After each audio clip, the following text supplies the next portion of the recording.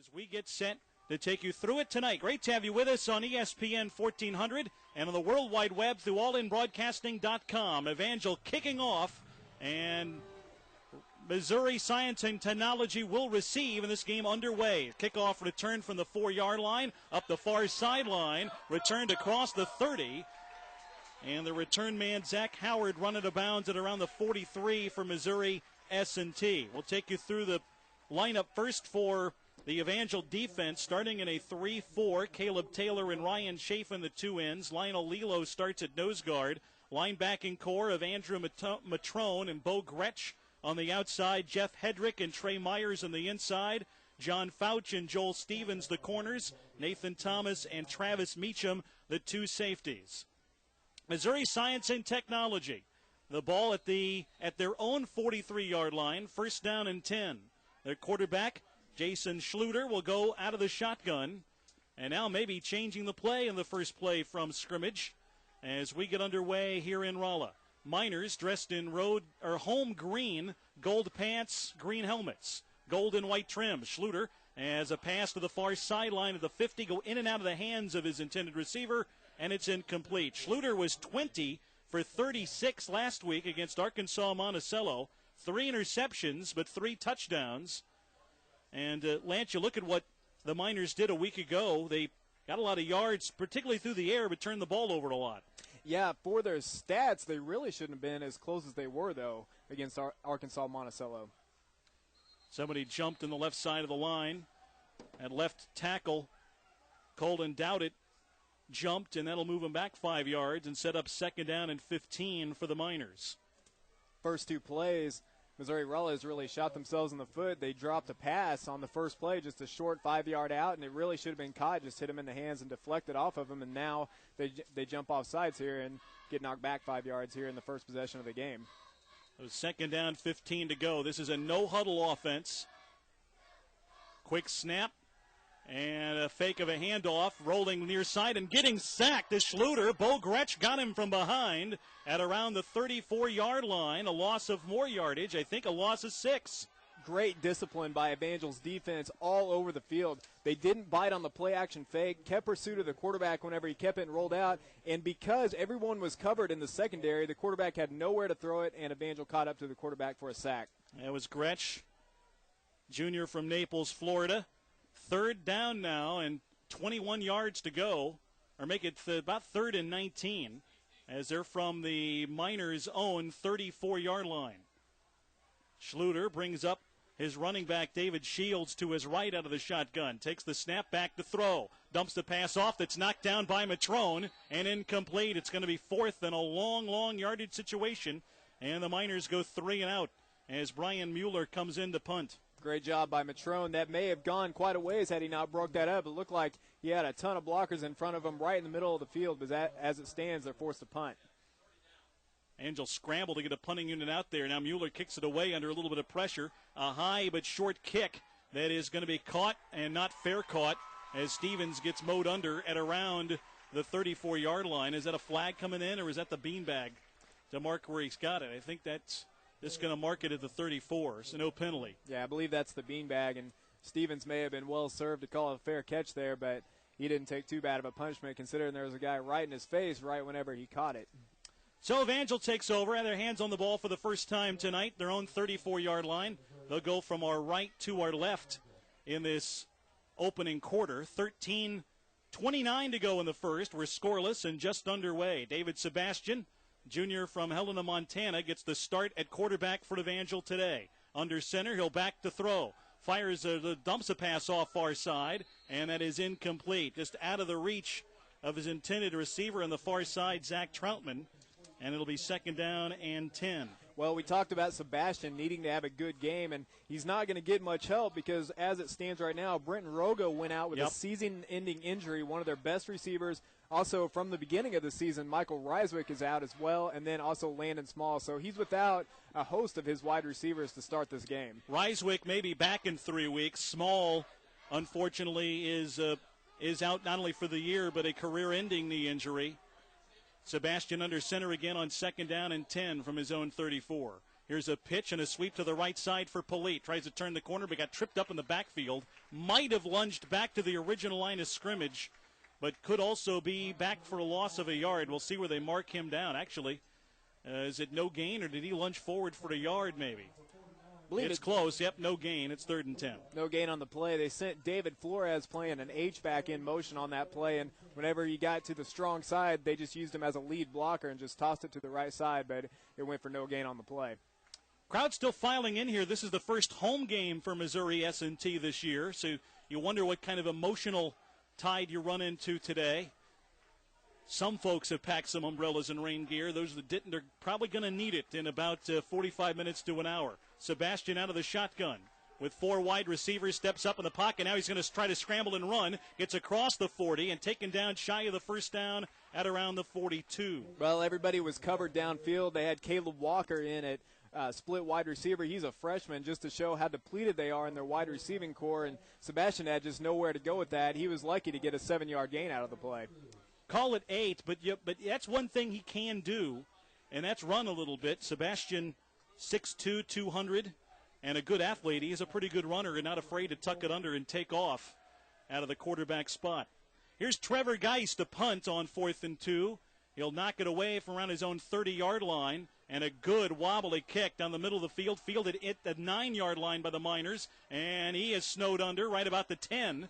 Fights forward maybe for a extra yard or two before wrestled to the turf, but it's going to be S&T football deep in their own territory right at the 10-yard line to start this drive. Outstanding punt coverage by Evangel. Todd Drury last week got lit up on punt coverage, and he didn't come out of the game. He took a good shot. He had to see in stars, but he came back in the game, and we saw him all night last week against William Jewell making good punt coverage plays, and he does it once again. It's a 49-yard punt with a 1-yard return. Geis, who had averaged 36 yards a punt last week, pinned him deep there. S&T has a couple of receivers holding their hands up as if they're not quite sure what the play call is, but it's a draw up the middle of Shields, who shakes a tackler, gets across the 15, finally tripped up at the 16 for a nice gain and a first down play. Looks as though David Shields, their starting tailback, has a little bit of shake and bake to him out of the shotgun. Virtually every play they're going to run, just like William Jewell last week, is going to be out of the shotgun. They run virtually the same offense. A spread, they're going to have 4 wide receivers, sometimes 5, coming out on every single play. Shields is a senior from Florissant, Missouri, a transfer out of the University of Northern Iowa. 17 carries, 57 yards last week. Quick little pass complete to the 15, and he breaks it down the far sideline to the 30, 40, 45, 50, and tackled and taken down from behind the Evangel 40-yard line is Zach Howard. Big pickup for S&T, and they get into Evangel territory. What Missouri Rolla was seeing, that was a good play call by them. What they were seeing there is Evangel was out in man coverage this whole time. They had no help. They had 2 wide receivers to the far side, and Evangel was locked up man-to-man with those 2. When those receivers went to block, they just tossed it to the running back out of the backfield, served as a slip screen for him, and went for a big gain. 42-yard pickup on the completion to Zach Howard. Schluter out of the shotgun again on 1st and 10 from the Evangel 40. Played almost 5 minutes, scoreless so far in Rolla. Schluter gets a pass complete to the 40 to the far sideline and taken to the 35-yard line of Evangel. He gets that completed to Brian Kreider, the tight end, who had 6 catches a week ago, leading his team, including 1 for the touchdown. Tell you what, this offense works very quick. After each play, they're just right up to the line of scrimmage. They get their plays from the sideline like many spread offenses do. Well, that a gain of 5. 2nd and 5 from the 35, and here is a pitch to Howard again across the 35 to the 30, makes a man miss, and then finally tackled to the 28-yard line by Trey Myers, but he gets a first down out of it on a gain of 8 on a shuttle pass to that wide receiver coming in motion to the near side of the line. Yeah, and that's a quick-hitting play right there. He just comes in motion, like you said, and then as soon as he gets right about to the quarterback, they snap the ball and they hand it off to him because he's already running, so he gets his momentum going before he even catches the ball. It's hard to substitute defensive personnel out of this quick an offense out of a no-huddle. Draw play to Shields, big hole up the middle across the 25, across the 20, and taken down from behind at the 15. That's a gain of about 14 yards and another first down for the Miners, and now they're deep into Evangel turf. Well, right now, Missouri Rolla is just going every which way. They're tossing it quickly after their wide receivers, and as soon as Evangel catches up to that, then they're running it right up the middle on Evangel. 1st and 10 from the Evangel 15. Miners looking for the game's first score. We're just underway. 8:50 left, first quarter. They look to the sideline for the play after they came to the line of scrimmage. Now the quarterback, Jason Schluter from Lafayette, Indiana, waits for the snap. Has it out of the shotgun. Back to throw. Looking toward the end zone. And dumps it off at the 12 and complete to his tight end, who takes it to the 8-yard line of the Crusaders. That was to Chad Shockley, who is shy of the first down by only a couple of yards, a gain of 7. And the offense now, Chad, is in a rhythm. Absolutely, and it's like we said at the beginning, this is going to be a tough test for Evangel's secondary. They're locked up man-to-man, and it looks like they're going to be the entire game because they're sending out so many wide receivers on each play. 2nd down, 3 to go from inside the 10. Here's a sweep to Shields going to the left side, and he is met at around the 8-yard line and taken down for no gain, maybe a loss of a yard, as Gretsch, among others, in pursuit. Called it a pickup of 1, 3rd down and 2. Yeah, Gretsch started all that trouble and caused David Shields, their running back, to bounce it to the outside, and then Joel Stevens coming up from his corner position or safety position, he made sure to clean that up on that play. Big 3rd down play here. 3rd down and 2 from the Evangel 8-yard line. Out of the shotgun again, Schluter back to pass. Dumps it off near side, complete to the 5, taken inside the 5, and he muscles his way to about the 2 or 1 yard line. Good for the first down. A tight end again, Shockley. Took about 3 Crusaders with him for the ride to get a first down, and now knocking on the Evangel end zone. Yeah, Coach Metcalf mentioned in the pregame interview about they've seen them on film, and they're a big up front team, and right there we got a chance to look at one of their tight ends who's not that tall, but he's definitely thick, and he just carried the pile for about 5 yards there and almost into the end zone. 1st and goal from the 2. Out of the shotgun again, Schluter has the snap, hands it off to Shields, looking for room up the middle, and he is in. Touchdown, Miners. Well, if you're getting good blocking up front like Missouri Rolla is, that's almost impossible to stop from the 2-yard line. They're going to spread you out all over the goal line, and then as soon as you get spread out, they're just going to pop it right up the middle. And they can do that because their offensive line is able to open such big holes. And then when you have an elusive running back, even if it's not too big of a hole, he's fast enough and he's elusive enough that he can just slip right in there and get a touchdown. Miners on the board. Extra point coming from Joe Dreos. 3 for 3 in point afters last week, and the kick is blocked. Somebody got a hand on it and takes it down, blocks it, deflected into the middle of the end zone, and the Crusaders hold on the extra point and deny the Miners. They didn't allow an extra point last week and still haven't. Well, we've seen a lot of unusual things. 2 safeties in one game, and they still haven't allowed an extra point. And that's only 1 point, but sometimes that's a big point. If Evangel comes down, scores a touchdown, goes up by 1 point, suddenly the momentum swings back to Evangel. 6-0. Miners lead the Crusaders. 7:05 to go first quarter. Timeout on the field. We're back after this.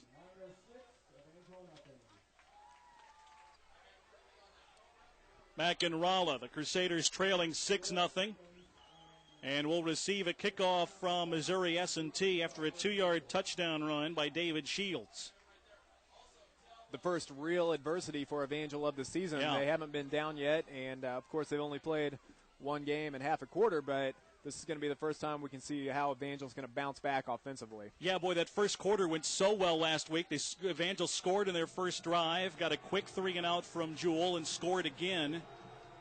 And now trailing by a touchdown for the first time this year. Kickoff takes a forward bounce, picked up by the Crusaders at around the 15 after Nathan Thomas had a bounce away from him. He was kind of getting ready to field it, almost like he'd field a ground ball in baseball, but instead the ball bounced backwards.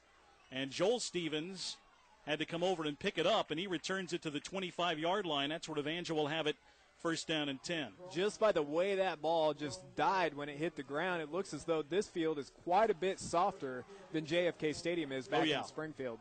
This is a natural grass field, and ironically, in the Heart of America Conference, that's now becoming a rarity. This obviously an on-conference game, but will be on artificial surfaces now a lot more than will be on the real grass, whereas Evangel's own stadium surface at JFK is artificial. Handoff to Polite, going to a sweep to the right side, and he's snowed under at the 25. About no gain, maybe a loss of about a half a yard, but got nowhere. Is S&T up front very quick. That front three has not given Evangel much room or daylight at all in the running game, as Polite now will lose a yard, 2nd and 11. Yeah, they're not only quick, but they're big up front. They're getting a good push on these off-tackle running plays. Set the Evangel's offensive starters in a moment. Mentioned David Sebastian getting the start at quarterback. Zach Troutman and Edward Sands, the wide receivers. Stephen Trulove missed last week, but back in today at a tight end. Ryan Polite at running back behind Sebastian now on 2nd and 11. Hand off to Polite off the left side. Tries to turn the corner. Stiff arms one man at the 25. Gets positive yardage to around the 28 before he's tripped up. A gain of about 3 or 4 yards. It'll be 3rd and long. 3rd and call it 6 to go. Give him 5 yards on the carry. This game may be a game that Evangel just needs to get used to the speed and the size of it, and they may end up playing better later in the game. But right now you can tell they're just trying to adjust. For instance, on that play, Polite tried to run it inside, and then he had to bounce it out. And you notice the speed of Missouri Science and Technology catching up to him on the outside. He wasn't able to turn the corner quite as much as as you may have thought he could have. Matt Garriott starts at center for Evangel today. Jonathan DeForest and Luther Walls on the right side of the line. Danny Sweet-Klein and Joseph Breithop on the left side. Pass by Sebastian is deflected and incomplete at the line of scrimmage. It never had a chance as it was batted down right at the line, incomplete. Yeah, and it may have been a good thing that it was batted down at the line, because one of Missouri Science and Technology's linebackers, Brett Hanton, was just waiting right there for that slant pattern that Evangel was trying to run, and he looked like he was about to jump the route, but it was knocked down at the line of scrimmage, so it just goes for an incomplete pass. Trevor Geis into punt, this time from deeper in his own turf. He stands at his own 16. A punt will come from around the 20. 5:13 to go in this first quarter. Evangel trailing 6-0. Punt is away. Kurt Stillwell runs up to try to receive it. Does. Sidesteps a man and then finally is caught. Then breaks a tackle to the 40. At midfield to the 45. And finally taken down to the 42-yard line of Evangel on a nice tackle by Sam Modica, who might have saved a touchdown. There was a couple of defenders behind him, but a tackle broken at around the 40. And seeing another thing when you step up a level in competition, Lance, in that special teams sometimes is where that shows up. You have more scholarships, just going to have more athletes on the field, and so far an edge in the special teams play has gone to S&T. 1st and 10 for the Miners at the Evangel 42-yard line to start this drive. Jason Schluter out of the shotgun again. 3 wideouts left, and he'll dump it off to one of them at the 45. He's across the 40 and tripped up just shy of the first down by a yard or two as he got that ball to Brian Kreider. Had 6 catches a week ago. Kreider takes them to the Evangel 34-yard line. It's going to be 2nd down and 2. And Bo Gretsch took a shot on that play. He was going out quickly to defend that quick pass, and right when he turned the corner, he just got blocked, and it just really a deep leader on the play. Hand off, Shields up the middle. Met stood up just shy of the 30 at about the 31. It's going to be good for the first down. I said Shields. It's actually Jerome Miller, 5'11" sophomore from Toronto, but gives the Miners a first down to the Evangel 31. Yeah, going back to what you were talking about the special teams, a lot of teams will put their backup players on special teams, but if your backup players are just as good as your frontline players, you will have better special team play. Schluter out of the shotgun once again as 2 wideouts to the right, a tight end just off the line of scrimmage to the right side. Hands it off up the middle. Big hole for Miller, who gets across the 20 and maybe inside the 15 before he's finally stopped. A gain of about 16 or 17 yards right up the middle. Yeah, that play's been there so far all night for Missouri Science and Technology, and it's because Evangel's secondary is so concerned about the wide receivers, and their linebackers are as well, that every time they're just thinking about the wide receivers and a quick pass out, and then before you know it, science and technology just pops a run right up the middle. 1st and 10 from the Evangel 16. Evangel trailing 6-0. Handoff again to Miller this time. He's taken down at around the 11. A gain of about 5, though, before he's finally stopped by Felton McWhorter. So far, we've seen Missouri Science and Technology with 3 different tailbacks. They have David Shield, Brian Jordan, and then Jerome Miller as well, and they all 3 look quick and elusive. 2nd down, 5 to go from the 11-yard line. S&T knocking on Evangel's door again. Schluter, junior college product, native of Indiana. Out of the shotgun, has the snap again. A short drop under pressure, steps up in the pocket, and he's wrapped up and taken down as he fought his way back to around the 13. Host of guys were pressuring him. Finally on the tackle, it was Mitch Wilson who brought him down. Well, great job by Evangel to pursue the quarterback that time. In fact, Brian Kreider, their tight end, one of Missouri Science and Technology's tight ends, was wide open on the far side, but he couldn't see him because he was running for his life, so he wasn't able to get the ball to him. He pressured quick. Now it's going to be 3rd down and 7 from the 12-yard line of the Crusaders. 3rd down, 7 to go. We're late first quarter. 6-0 Miners lead Evangel. Schluter out of the shotgun. Has the snap. Back to throw. Has a man in his face. Now has a blocker to pick him up. Now being pursued from behind by Matrone, and he's taken down and fumbles the football. There's a scramble at around the 25. He may have been down by contact, but sacked nonetheless. And it's going to be 4th and long. Yeah, that was definitely a great play, and that's what you call a coverage sack. Evangel's secondary had everybody covered. The quarterback had nowhere to go, and by the time he figured out that he had nowhere to go, he had Evangel defenders swarming in his face, and he just had no other choice but to run, but they tracked him down. That's a big loss. It puts them back to the 25-yard line. So a loss of 13 on the play. They're going to go for it, though, on 4th down. Leading 6-0 with 1:20 to go first quarter. On 4th down and around 20, they go for it. Snap back. Back to throw Schluter.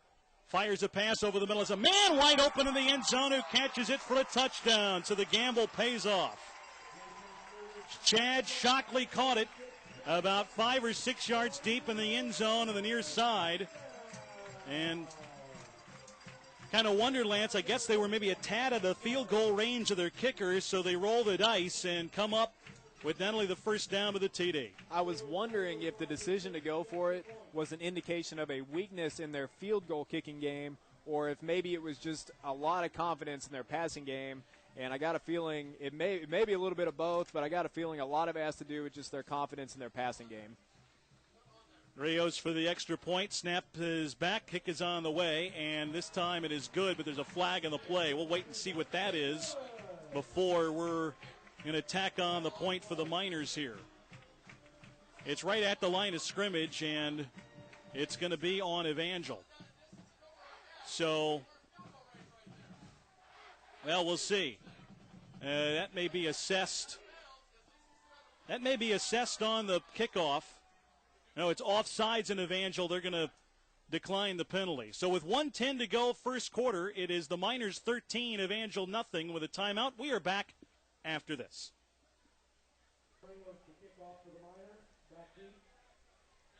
Yes.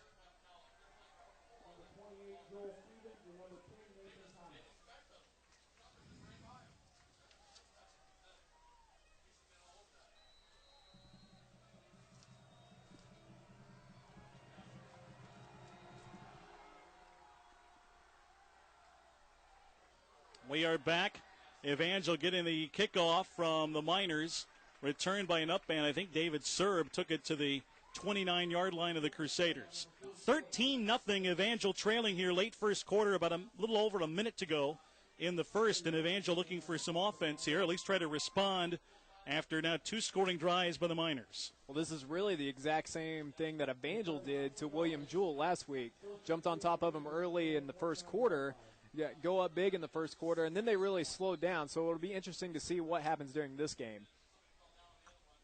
muggy night here in Rolla. Think rain is on the way, but it's held off so far. A good crowd has arrived for this one, the home opener for the Miners this year. Handoff up the middle, and he is met hard at around the 25 and pushed back. That play may lose about 3 or 4 yards. I believe it was Polite that got the handoff, and he was met quick up front by, I believe, Justin Philby, the defensive tackle for the Miners. Evangel's offensive line is going to have to come together here, and they're going to have to do it quick because they are just getting dominated at the point of attack, and Polite has taken a lot of punishment so far in this first quarter. And he was going to be a key today. Evangel going with a backup quarterback, David Sebastian, in a starting role with Ropke out. The running game was going to be a crucial element for Evangel tonight, and it has not yielded much, although David Sebastian had an 8-yard run himself on Evangel's opening drive. 2nd down, 13 to go. Pass dumped off, and it's incomplete. Looking for Dexter Henderson, but he was in traffic, really amongst his own linemen, and the pass goes incomplete. 3rd down and 13 coming. That's key what you said there, amongst his own linemen. Had he have been able to haul that down, he had plenty of blockers in front of him, but it looks like it just slipped right through his hands. And also, before that play even happened, looked like Missouri Science and Technology was actually bluffing about 8 guys coming, and then at the last second they backed off. That's something we didn't see any at all from William Jewell last week. 15 seconds to go in our opening quarter. Evangel sends 2 wideouts to either side, and David Sebastian will work from the shotgun. 3rd down, 13 to go. Sebastian has the snap under pressure and is taken down at the 15 and a sack. He kind of got horse-collared there. I thought maybe he got grabbed around the back of the shoulder pads, which is no longer a legal tackle, but must have had him around the back to get him down legally. And the sack completed, sets up 4th and long, a punting situation, but that is the end of one quarter. First period is finished, and after one, it's Missouri Science and Technology 13, the Crusaders nothing. Evangel punting when we return after this timeout. We really need a turnover.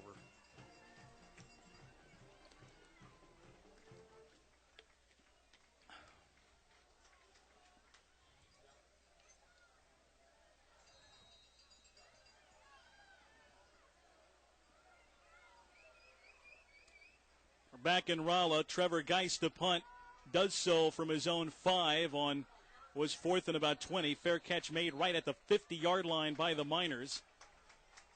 Evangel had lost 9 yards on a sack on a 3rd down and long play.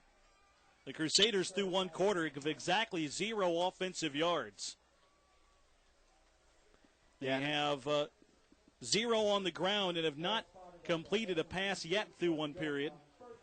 See what it says officially. That was by our count. So actually, we've been credited for 1 yard. No, not quite as bad. But 13-0 our score, and actually they give S&T the ball at their own 47. Fake a handoff, rolling near side. The quarterback throws on the run deep down the near sideline, and the receiver went out of bounds by about a yard. Didn't catch up to it to make a grab anyway. But it's going to be 2nd and 10, and an incomplete pass as Schluter overthrew his target. Great coverage on the play by senior Aaron Lambertson for Evangel. He was locked up all alone with the Missouri Science and Technology wide receiver, and they were trying to exploit that, and they were trying to get the quarterback rolled out here on the side and get him a good look at the receiver, and he did, but it was great coverage, and he ended up throwing it out of bounds, but even if he hadn't, I believe Lambertson would have broke that up. Schluter now 6 of 9 through the air. Gotten on a roll since being stymied the first drive. Handoff up the middle, big hole for Shields, who gets into Evangel territory at the 45 before he's stacked up and taken down, but a gain of 8 on the play. Big 3rd down here for Evangel. If it's going to turn around in this game, it's going to have to start at the defensive end. They're going to have to come up with a stop here.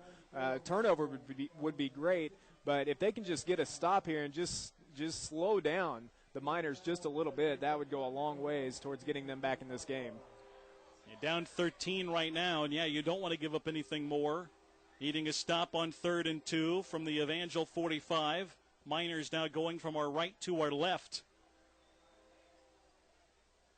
Schluter out of the shotgun. Has the snap. Hands it off up the middle, and it's going to be good for the first down as Shields gets across the 40 before Nathan Thomas is able to take him down at around the 38 or 39. That picks up about 8 yards. First time, I believe, we've seen the Miners in anything less than 4 wide receivers that time. They only had 2 over the far side, and looked like the whole time their intention was to run the ball. Just kind of have Evangel's defense on their heels. That's kind of the way that's gone, and you kind of have that feeling watching it because of this no-huddle. Not only just a no-huddle, but they are a quick running offense. Handoff again, Shields big over the middle across the 30, gets to the 25, another first down, and taken down after a pickup of 13. Well, to reiterate your point, they're so fast and they're so quick that they're able to go east and west and toss it out to the side and still gain positive yardage up the field. And so that gets Evangel's defense so spread out. And then whenever they do, we talked about it earlier, they're just popping big runs right up the middle. This game is good for Evangel in a lot of ways because this offense kind of reminds you of Mid-American Nazarene and what they run because their running game has been effective. There's a shuttle pass again, and it's really a sweep to the far side. Receiver breaks a tackle. He's gone inside the 5, dives for the pylon, and he's out, actually, at the 1-yard line. I thought he got in, but no, as Zach Howard on that shuttle pass again, this time to the far side of the field, broke it and is knocked just out of bounds at the 1. That's the same play they ran earlier. They'll take Zach Howard, very quick little slot receiver, and they're running him right in front of the quarterback who is in the shotgun. They send him in motion, and right when he gets right before he gets to the quarterback, they snap the ball, and then he's already got his momentum going, and they just toss it to him, and then he's able to just run to the outside and use his speed. Gain of 24, first and goal from the 1, handoff, I believe, to Shields. Second effort may get him in. It does. He was stopped right at the goal line, then kind of bounced to his left and spins in there for the score. David Shields, a touchdown run of a yard, makes it 19-0, the extra point coming. Well, I saw after Evangel's last possession where they had the punt, I saw over on the sideline they had the entire offensive line all huddled together, and they were all talking about what they're going to do, and it's going to be – that's where this game is going to hinge. I mean, they're going to have to do it up front. They're going to have to get at least something going, at least get a couple of first downs here and keep the ball away from the Miners. Extra point, up and good. As Dreo sends it through the uprights, and with 12:47 to go first quarter. Miners extend their lead. It's Missouri S&T 20. The Crusaders nothing. Timeout on the field. We're back after this. Wide Web. We're on aldenbroadcasting.com and is presented by the Holiday Inn and Suites near I-44 in Glintstone. As for the Evangel raid, and enjoy our newly completed renovated hotel that's less than 2 miles from the Evangel campus. Remember that for homecoming week about a month from now. That's the Holiday Inn and Suites at Glintstone and I-44 in Springfield. 20-0. Rolla leading, or make that Missouri S&T leading Evangel. School changing its name a couple of years ago. Still have that on the brain a bit. S&T very efficient really since that first drive that Evangel pretty well stuffed. The Miners now with a 20-0 lead, kicking off to the Crusaders, and a low-line drive will bounce to the 24, fielded at about the 19, returned up the middle, and returned to around the 40-yard line by one of the Crusaders' up men. That's where Evangel will have it. I said an up in, not really. That's an insult to Joel Stevens, who's a return guy on punts. And a good return by Joel gets Evangel good field position right around midfield. And too early to forget about the score, Lance, but right now Evangel just wants something positive here on offense. They need something positive on offense. Right. It's like we talked about before break. I mean, they need at least, a first down or two. They just need to keep the defense off the field, let them collect themselves. You can see them over on the sideline right now. They're all huddled together. Just collect themselves, think about what's going on, and get some of these problems corrected. Sebastian out of the shotgun will dump it off to Polite. Gets across the 40, 45, smashes his way. There's a first down as he gets run into bounds near sideline at the 50. May have been too hasty in saying it's a first. He's down right around the marker. It's going to be close.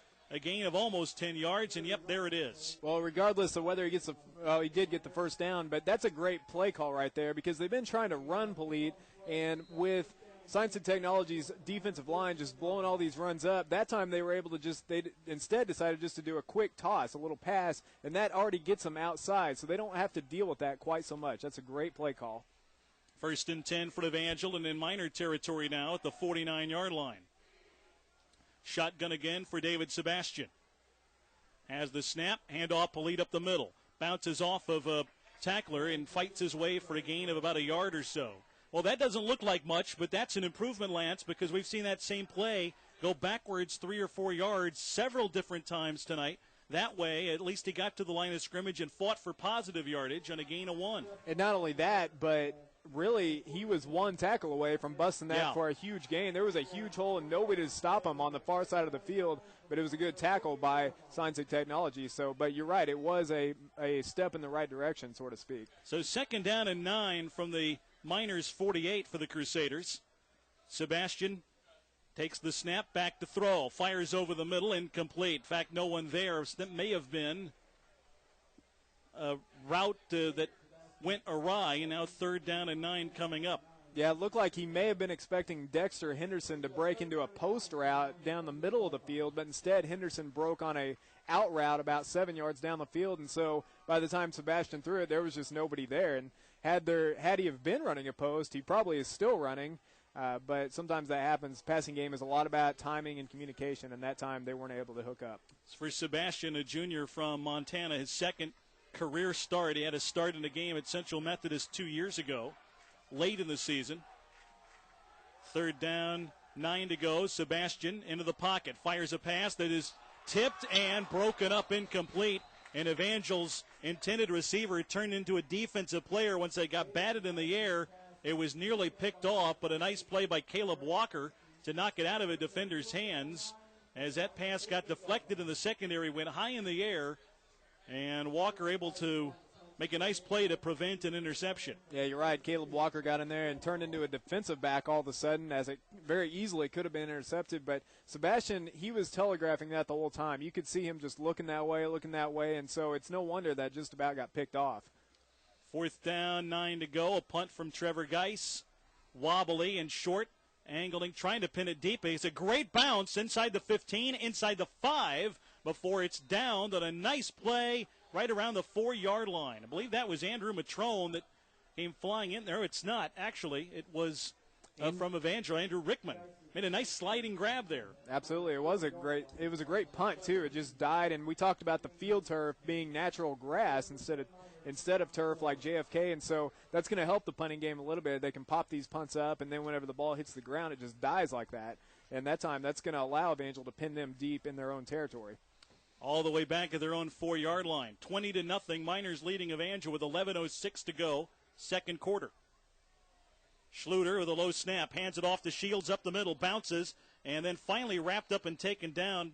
Nathan Thomas finished the man off, but I believe Trey Myers got Shields around the feet to prevent him from getting all the way through the hole. Still a gain of 3.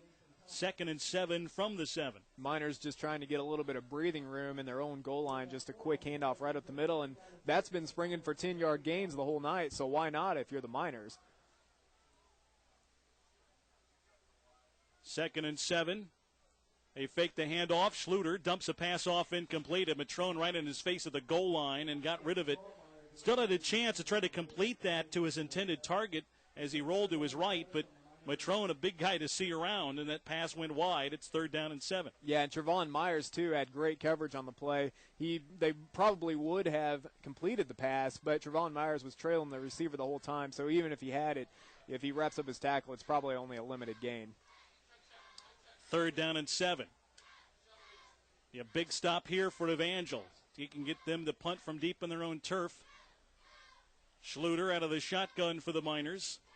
From the 7-yard line, back to pass, fires over the middle, complete to the 10-yard line, and taken to around the 15 by Chad Shockley. That's a 1st down. They got the first. They needed that. And a gain of around 8 or 9 gives the Miners a 1st down. Well, that's a shame. I really thought Evangel had him wrapped up about 5 yards before that, but it looked like whenever he went to take out his feet, he jumped and actually dove forward for close to 4 yards, and that's what ultimately got him the 1st down. A gain of 8 when they needed 7. 1st and 10 from their own 15. Handoff Shields. Gakes out of a tackle at the line of scrimmage, gets across the 20, and then tripped up from behind to the 24. That's a gain of about 8 in a play that looked like it was going to go nowhere, and Shields is shifty. Yeah, he's a big-time runner. You can tell that play was going nowhere, and he just put on the brakes, went the other way from 0 to 60 in just about a second, and then he did it again right in the middle of the field, and that broke him for close to a 10-yard gain. His 10th carry of the night. He has 65 yards, 2 touchdowns so far this evening. 9:35 to go second quarter, 20-0. Miners lead Evangel. Second down, 2 to go for Missouri S&T. 3 wide receivers to the right side. They fake a handoff. Schluter going deep down the middle of the field, has a man, and a diving catch is incomplete. A lunging grab by Mike Grieving, and he couldn't quite come up with it. Yeah, Mike Grieving had Joel Stevens beat by about a step. Stevens didn't have bad coverage, but as the ball kept going, the quarterback laid up just a great ball. He really couldn't throw it any better than that. And I thought he had come down with it, but it looked like he did. I'm trying to still figure out how he just didn't hang on to it. I think he had it in his hands and just couldn't keep it when he hit the turf. Exactly. I'm still trying to figure out how that was incomplete. That was right there and right in his hands. Third down, about a yard to go. Handoff up the middle. Shields, big hold across the 30. Wrapped up at the 35, but not taken down until he gets to the 39. That's a gain of 15 on a short yardage play. But another big pickup. David Shields, really, really an impressive back so far. Yeah, he's not just, we say shifty. When we see an NAIA or Heart of America Conference running back like that, they're rarely that big and strong. But he is. He's got the quickness, the shiftiness, along with the size and speed. And the former Division I player, he was at Northern Iowa prior to coming here. Schluter back to throw on 1st and 10, dumps it off to the 40. And Matrone makes a tackle from behind at around the 46-yard line of the Miners. But a pass completion and a gain of about 6. Yeah, even whenever they have David Shields, it looks like they have him trapped and in a corner. You know, even when he gets out of it and then they do wrap him up, he's still able to keep his legs going, and he's getting out of some of these tackles and getting an extra 5 yards even after he has 2 or 3 guys on him. That was DeKreider for a gain of 8. It was 2nd down and 2. Second and short yardage play for the Miners, who are now nearing midfield in this drive. Handoff, Shields, right side, met at around the 49, but fights his way for the first down to the 50. Well, there's the tough runner in Shields. As he just lowered his shoulder, he was met for a pickup of 1, but is able to muscle another yard out of it, and that got a first down. You said it best right there. Case in point, they had him stopped initially, and his second I forgot what you say, second surge got him over the first down line, and so it's going to move the chains for the Miners. 8 minutes to go in the first half. Miners with a 20-0 lead over at Evangel. Schluter out of the shotgun. Hands off, Shields right side. Met around the line of scrimmage, and this time will get shoved back. Nice work by the offensive line and linebacking core up front. They plugged that hole, and this time weren't going to give Shields anything extra. Yeah, they've had about enough of him breaking off runs right up the middle, and they got a great surge right over on the left side, and it broke that play up before it even had a chance to start. 2nd and 10, ball spotted just to the other side of the 50-yard line into Evangel territory at the 49. 3 wideouts left, 1 to the right for Schluter out of the shotgun. Schluter has the snap, back to throw, heaves a deep pass, far sideline, and a lunging grab made at around the 15 or 14-yard line by the Miners. It's hard to ask more out of John Hunt on that play. He was in great coverage position. He was just locked up man-to-man on the receiver, and it was just an incredible throw by Jason Schuler, the Miners quarterback. Actually, they're going to mark him down at the 20. 29-yard pickup to Jordan Beard, his first catch of the night. Schluter now 10 of 15 through the air. 6:50 to go, second quarter. A 20-0 lead for S&T already. Big hole up the middle. And another big pickup for Shields and a first down carry. Shy of the first down by about a yard, but right up the middle gets a quick hitting 8 or 9 yards. Bo Gretsch's helmet flew off at the end of that play. Took a hard shot. Well, that a gain of 8. Shields now at 91 yards on the night. And S&T deep into Evangel territory again. They've got another second down and short yardage situation, this time from the Evangel 12-yard line. Schluter out of the shotgun, back to pass. He's a pass toward the near side of the end zone, and it's broken up nicely by the Crusaders. A timing play on a lob pass to the near side of the end zone, and Travis Meacham came across to leap and deflect it. He was the second guy over in coverage, Lance. They had pretty good coverage as it was. Yeah, they were trying to throw a fade route into the corner of the end zone, and Travis Meacham was a safety. He had safety help on that play with Joel Stevens being locked up man-to-man. I'm sorry, it's not Joel Stevens, but Aaron Lamertson being locked up man-to-man here in the end zone, and Meacham got over there just in time and broke that play up. The third down and 2 from the Evangel 12. Angel crowding the line of scrimmage. Handoff, Shields right side, gets a good block, and across the 10, across the 5, taken down and around the 3. Boy, Evangel knew where that was going, but just good blocking on the right side, Lance, sprung him. Yeah, Evangel was coming with a run blitz that time. You said it right. They knew it was coming, but that's the thing about football. Sometimes, even if you know when something's going to happen, you still can't stop it if the other team executes. And it's the same for you as well. You know, sometimes the other team can know what you're going to do, but if you just execute, you can still pull it off. Everybody pulled their blocks off well in green and gold on far side. Handoff, they fake the handoff. Schluter rolling near side, gets a pass complete to the 1-yard line, and he's taken down there. He lunged for the end zone but couldn't get in as he got the pass completed, dumping that off to R.J. Schubert, stopped shy of the goal line at the 1. Great tackle by Travis Meacham coming up on that play. They had the slot man just coming out on a quick flat, and it looked like he was just going to waltz right into the end zone, but Meacham came up and stuck his hat on him and stopped him right at the 1-yard line. Saved a touchdown. He was going to get in. Handoff up the middle, Shields, and he will get in. Right up the middle, a good hole opened up, and he walks in and scores to make it 26-0. Still with the extra point coming at 5:02 of the second period. Just haven't been able to stop that exact same play all night. David Shields going right up the middle. They line up in the shotgun formation, send some wide receivers out, and then before you know it, they just pop it right up the middle, and the Angel hasn't been able to stop it. Even when they bring a blitz to stop it, they can't stop it. And so that's something that's going to be a halftime adjustment Evangel's going to have to make. Third touchdown of the game for Shields. Extra point coming.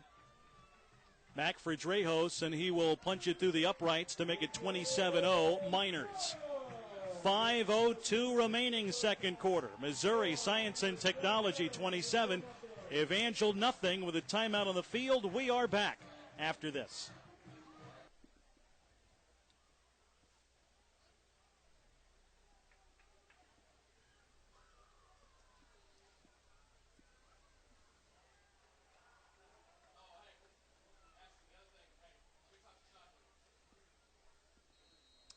Back in Rolla, Evangel set to receive a kickoff from the Miners, trailing now 27-0 with 5 minutes to go in the second quarter. Good kickoff this time, taken back by Nathan Thomas from the 2, across the 15, across the 20, breaks a tackle, surges forward just shy of the 30 to the 29-yard line.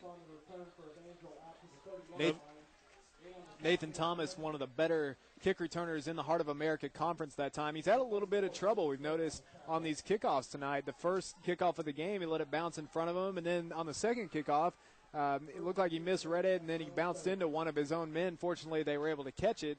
One of his up men was able to catch it, and that time, I don't know if he had so much trouble with it, but it was just kicked. It was just a better kick than he's seen all night, so he had to go back on the ball. But it was a good play. He still gets it out to the 30-yard line, even though he caught it around the 5. Been weird short kickoffs at times, but that one was not, and he got a good return out of it. Now Evangel at their own 30-yard line. David Sebastian out of the shotgun snap. Will dump it off to Polite on the far side. Gets across the 30, 35, 40. Has a first down before he's knocked out of bounds on the far sideline at around his own 43. A gain of 13 on the little wide screen of the far side of the field. Theismann Richard is a great changeup to Ryan Polite that time. They lined him up in the tailback spot. We saw a little bit of him last week against William Jewell, and he looked really good as well. I think he's only a sophomore, but he's really quick, and he's a very good – Polite's a little bit more of a power back, but Theismann Richard, once he gets that in the open field, can really exploit the defense, and that time we saw it as Evangel's able to move the chains for a first down. So Theismann with that got 13 on the reception. First and 10 from the 44. Fake a handoff. Sebastian trying to run to his right. Breaks a tackle. Gets across the 50 before he's stuck at around the 48-yard line of the Miners. Well, that's a great play call there by Evangel. And the reason it's a great play call is because they still had Theismann Richard in the game in place of Polite. So you have the defense still thinking about him. It's a change-up to Polite. They just saw him break off about a 13-yard run the play before, and so the defense is just thinking about it, and they ran play action right to him, and then Sebastian just kept it, and nobody was looking at Sebastian, and Sebastian was able to get about 8 yards on the play. Well, you don't see that in college very often either. The quarterback kind of tucking it under like he's the running back and making something happen like that. It was almost like you're watching it going, is he really going to run that? And he did for an 8-yard pickup.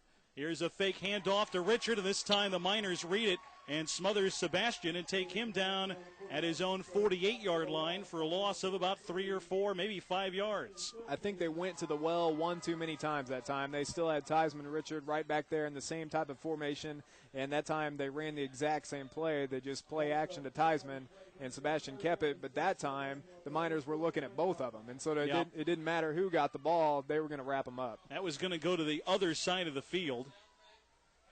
But the same play in reverse. Now 3rd down and 6 for Evangel. 3:03 to go, second quarter. They trail the Miners by 27. Sebastian under pressure and breaks out of his sack, rolling to his right. Now he's going to tuck it under and run. Gets across the 45, scampers for the first down at the 43-yard line of Missouri S&T.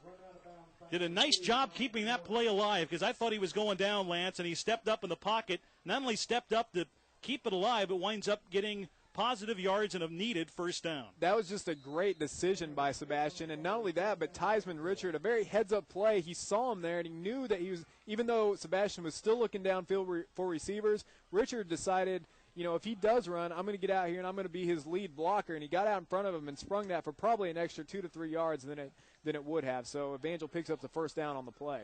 Got about 7 yards on it. 1st and 10 Crusaders. Evangel going from our left to our right here in the second quarter. They try to dump a pass, and Sebastian just threw it away. He was looking for Theismann Richard to dump it off to. That wasn't open, so Sebastian aired it out to the sideline. Incomplete. 2nd down and 10. Probably a good decision there, not to force it in there, but just go ahead, take a loss of down, and we'll try again on 2nd and 10 here. Well, you said it best. Sebastian was looking, we were looking, the crowd was looking, the defense was looking right at Theismann Richard, and so it was just best that he threw it out of bounds just like he did, because everybody in the entire stadium knew where that was going, and it wasn't going anywhere had he have caught it. Fire truck has arrived. I hope that's not for anything major. It did come in with the lights on. 2:19 to go, late first half. 2nd and 10 for Evangel. Sebastian fires a pass near side, and it's in and out of the hands of Troutman after he got around a man by his step at the 15-yard line. Couldn't quite haul it in. And Evangel is a little bit flustered right now. You could see it right there. They had an opportunity. That was going to be 6 points right there. They had a good matchup, too. The defensive back that was lined up against Troutman is quite a bit shorter than Troutman. You can see it from up here in the booth. Troutman's a lot taller than him, and he had him beat, and it was a great throw by Sebastian, but it just hit Troutman right in the hands and just bounced off of him like stone, really.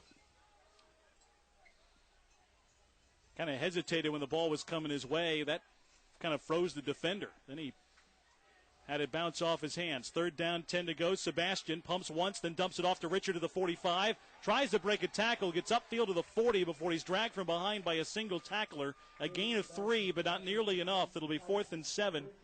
And a punting situation for Evangel with just under 2 minutes to go here in this second quarter. Evangel anticipated a blitz that time. They passed the last 3 plays, and they anticipated the Miners to be coming on a blitz, so they had a screen call on that play, and it would have been a good play, but the Miners they look to be a fast defense, and they were able to catch up to that out in the flat before it got started. Geist to punt.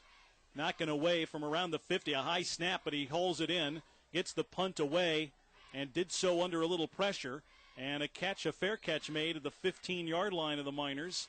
They'll have it there with 1:27 to go before halftime. Coming up at halftime, Paul K. Logston, Evangel's Public Relations Director. I have a halftime guest, Andy Denton, the Vice President, one of our Vice Presidents at Evangel University. Enrollment Management, his field, and they will discuss his department coming up at the half. Also take you through some of the first half stats and the scoreboard in the Heart of America Conference in this week 2 at the break. Handoff up the middle. And it's going to go for positive yardage across the 15 to around the 19-yard line. I believe that was Shields again in the handoff. Or make that his counterpart. Jerome Miller on the carry that time. Miller, who's had a good day himself. He just had 3 carries, but for 24 yards. That one goes for 4.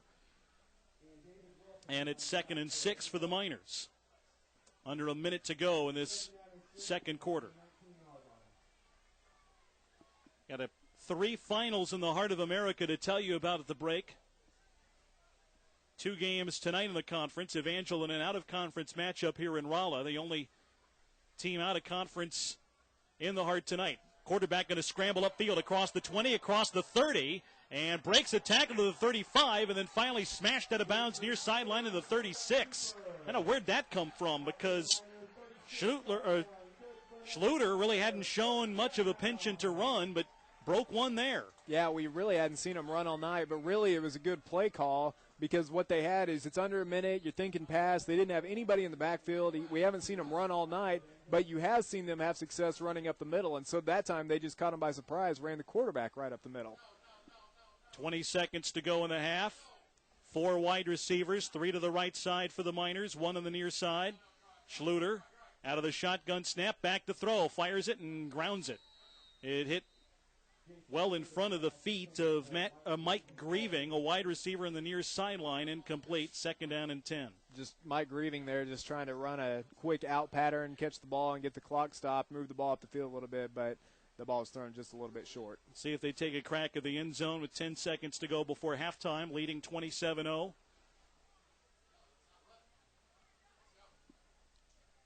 Schluter out of the shotgun again, trying to extend perhaps the Miners' lead before the break. Send a man in motion to the far side of the line.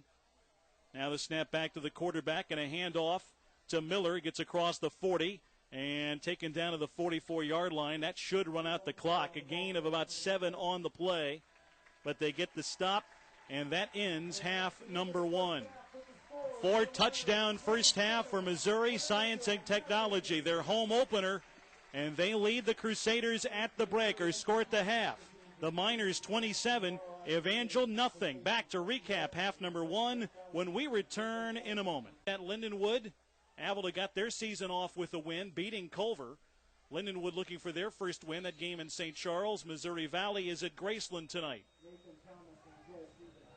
Evangel receiving the kickoff to start the second half. It's a line drive, fielded by the Crusaders at the 14. Joel Stevens across the 25 to the 30, and is wrapped up and thrown back to the 25, but may get progress to around the 30-yard line, make it the 29, when Evangel have their first possession of this second half. And trailing 27-0, I mean, it's not out of the realm of possibility to chip away, but Lance really just still looking for some positives, looking to get maybe just a drive sustained and really even points on the board at this point to get some pluses here for an offense that struggled tonight. Definitely. This team is better than this, and they know it, and they just want to come out of here with some positives. Like you said, it's not completely out of hand. You know, a turnover here, a score there, and they could be right back in it. But you just want to see them sustain a drive, put up some points, and you come out of here with their chin up.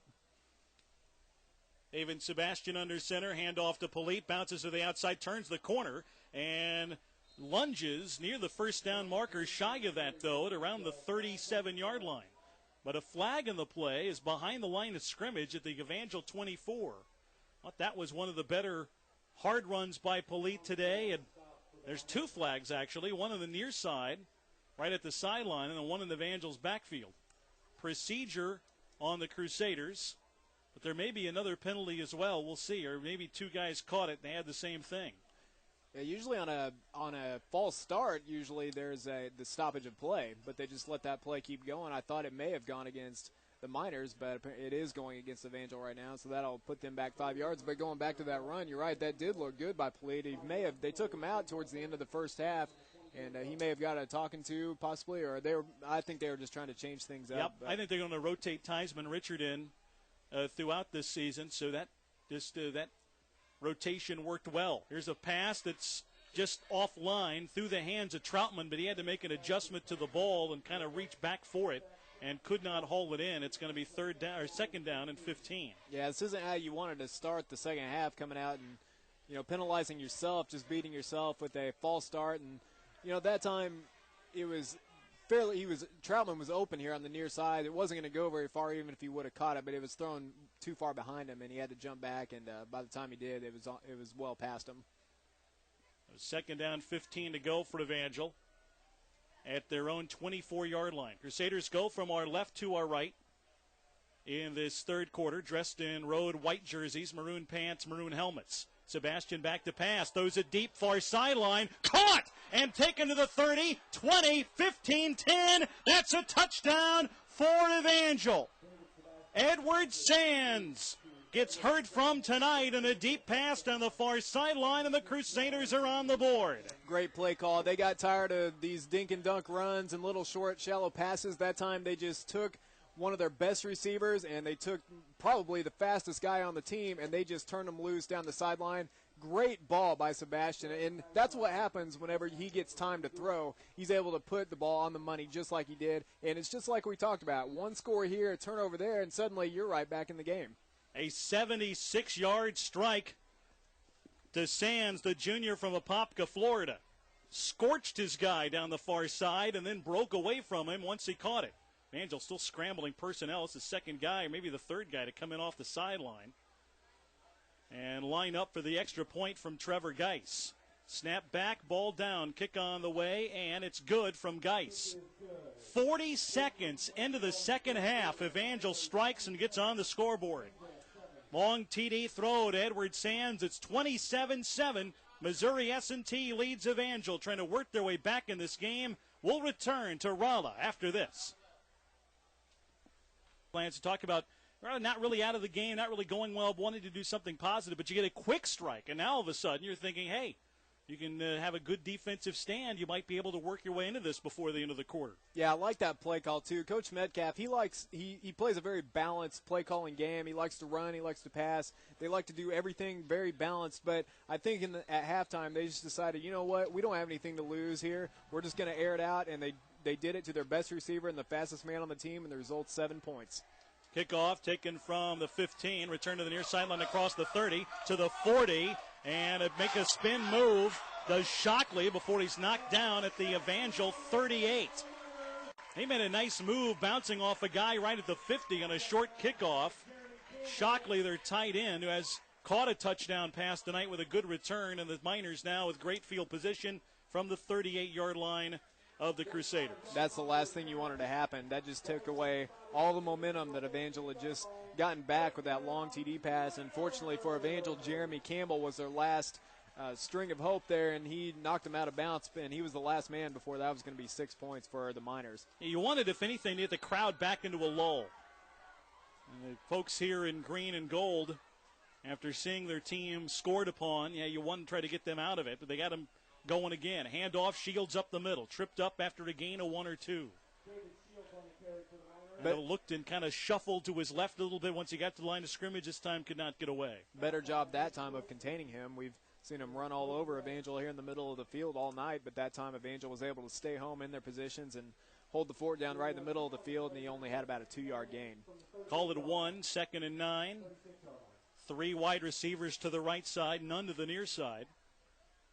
Out of the shotgun snap, they swing a pass out of the flat, caught, taken across the 35, across the 30, and driven inside the 20 to the 19-yard line. Zach Howard again, he's been tough on those short little passes to the flat. He's got a bunch of yards that way today and picks up big yardage there again. And there should have been a flag thrown on Chad Shockley from Missouri S&T. He put a big-time hold on Nathan Thomas, who was coming up to break that play up, and Chad Shockley just grabbed the back of his jersey from behind him. It should have been a flag thrown right away. It was right out in the middle of everybody, too.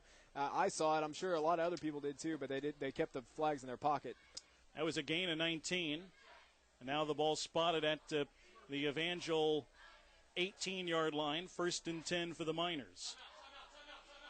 Miners have to call timeout here. I think they did not like something they saw and decided to burn a timeout with 13:04 to go. Still early second half. We're in the third period. It's Missouri S&T 27, the Crusaders 7, with a timeout called. We're back after this.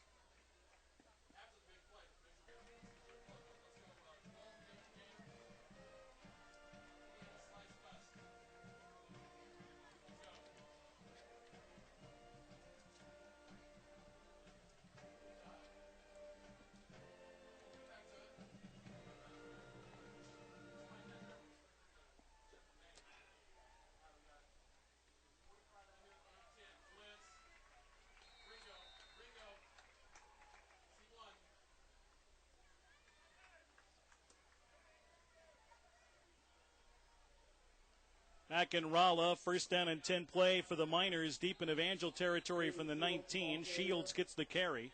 Only gets about a yard or so before he's taken down. 27-7. University of Missouri S&T leading Evangel by 20 early in this third period. 2nd and 9 coming up. Interesting to hear during the timeout. We get to hear the offensive coordinator above us from Missouri S&T talking about Evangel's defense, and we'll get to that after this play. They go quick. There's no huddle. Look, it's all kind of like a fast break offense. Doesn't give the defense much of a time for a breather. We've seen some no huddles be methodical, but that's not the Miners. They go fast. Here's the shotgun snap. Back to the quarterback. Schluter, a throw near side toward the end zone, incomplete. Little contact, but not enough, not nearly enough to warrant a flag. It's going to be 3rd and 9 for Missouri S&T. And I think the play that I was just talking about, a couple things there. They may have went to that play that they wanted to go to before they called the timeout. Just right there, they were talking about Evangel running a cover 2 with an umbrella underneath, and that's it. And what that means is Evangel, they're worried about Evangel playing the underneath receivers, cutting across shallow, and that's what they just ran right there. But it looks like he just overthrew him on that play. So 3rd and 9 for the Miners. From the 17-yard line of Evangel, Schluter back to throw under pressure. Hit as he throws, but completes it to the 7 and taken toward the goal line. He's in for a touchdown. Complete to Brian Kreider, who rode a defender from about the 2-yard line into the end zone for the score, and the Miners extend the lead on a play that had great pressure on the quarterback. That was a tough throw from the QB as he got smacked as he threw it. Yeah, that was an all or nothing play for Evangel. They had pressure coming from every direction, and the quarterback for Missouri S&T had great poise in the pocket, and he knew he had a man coming open over the middle, and he was patient enough, even with guys coming in his face, to hold in the pocket, and he delivered a perfect pass for a touchdown. On a 17-yard touchdown throw, the extra point by Drejos is good, and that makes it 34-7 Miners. 12-10 to go in the third. Two teams have exchanged touchdowns already here in the second half. Early in the third, 34-7 Miners, and we'll return after this commercial timeout.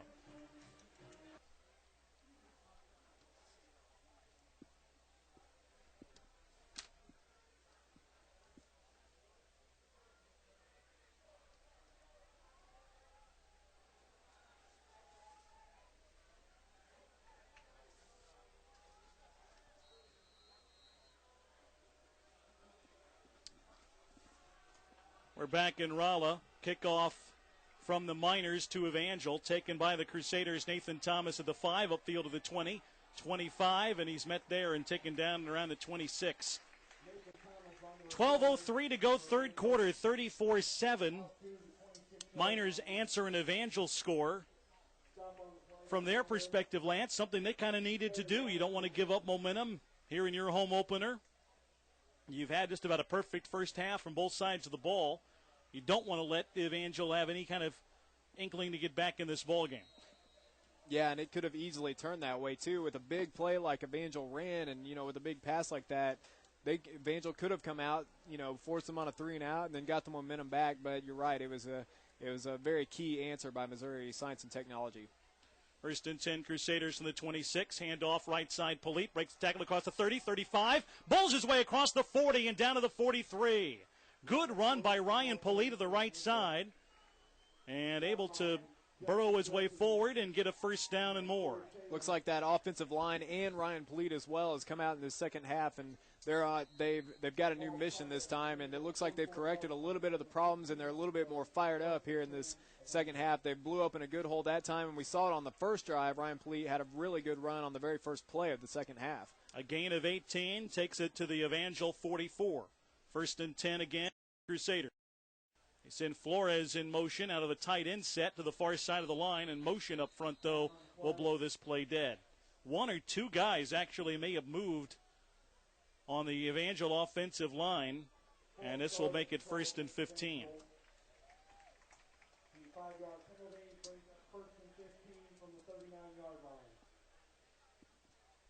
Evangel backed up a bit, at least at this play. Welcome those of you listening on the World Wide Web through allinbroadcasting.com. And we're presented on the internet by Founders Bookstore. Check out the latest Crusaders merchandise and order online from the bookstore link on Evangel's website at evangel.edu. For general information, click on the bookstore. Check out the latest Crusaders gear. 1st down, 15 to go. Sebastian scrambles forward in the pocket, wrapped up and taken down to the 32. A loss of about 8 or so. He tried to scramble out of it, but just could not. Moving forward in the pocket, went down, sacked only for the second time tonight, but now it's going to be 2nd and very long. Sebastian has very good pocket presence. He feels the pressure very well, and he moves to open spaces very well. At that time, he had Edward Sands wide open in the middle of the field on a drag route running sideways right over the 50-yard line, and he just wasn't able to get it to him because the pressure got to him before he found him. Called it 2nd down and 20.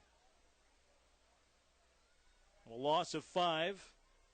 Sebastian out of the shotgun, again under pressure, and goes down again to the 28. Pocket collapsed fast. He had to either get rid of it in about a split second or tuck it under and take it. And sacked for the second straight time, and it's now 3rd and about 25 to go as he goes down at his own 28-yard line.